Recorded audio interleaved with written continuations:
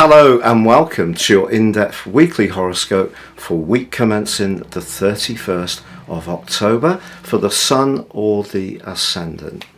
I'm going to give you the broad strands to look out for, but please stay with me. I will then go through each of the zodiac signs from Aries through to Pisces to give them in forensic detail to you. Now this week begins with Mercury having moved into the sign of Scorpio, where it joins with the Sun and also Venus. So this adds to the depth of potential intrigue and intensity that this combination provides. Of course, Venus technically in detriment in the sign of Scorpio, but also we've got a quarter moon this week in the sign of Aquarius, which of course is very much about logic, and this energy in Scorpio very much more about deep feelings, where we're most invested, what we share with others, and also the potential for transformation. But the two rulers of the sign of Scorpio are forging a quincunx, a 150-degree angle, which is really quite testing.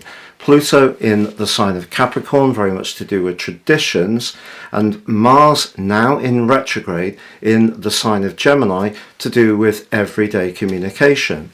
So it's going to be important to understand what our motivations are this week and also the motivations of others. But Mercury can be a real ace in the pack here because it's encouraging us to get beneath the surface, to really decode what's truly meant. And that's going to prepare us ready for that absolutely potent total lunar eclipse, which starts the beginning of the week following this one.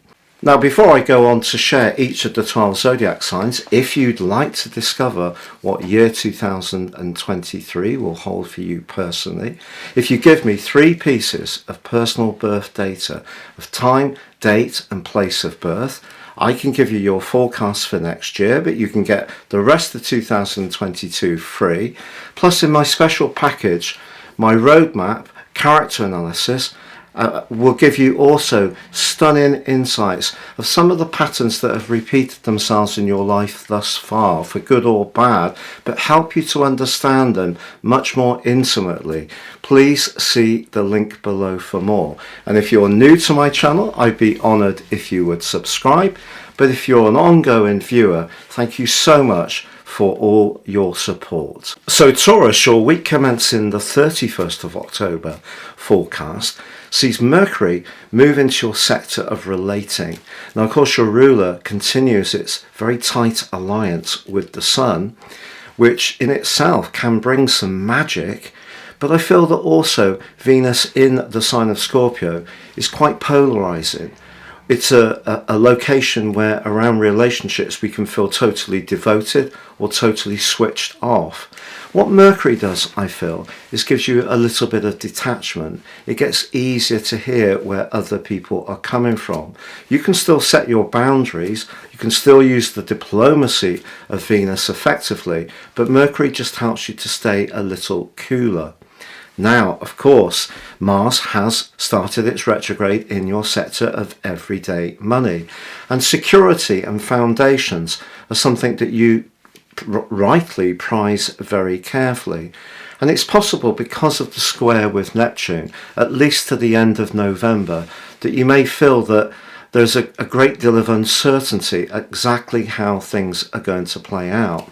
But what Pluto does in its clash with Mars is sort of say to you that the more information you gain in terms of knowledge and advice, then the more you can make informed decisions about those everyday resources. But when it comes to relationships, I feel that as the week goes on, the more you can just detach yourself a little bit and see that other people may represent the situation very differently to you.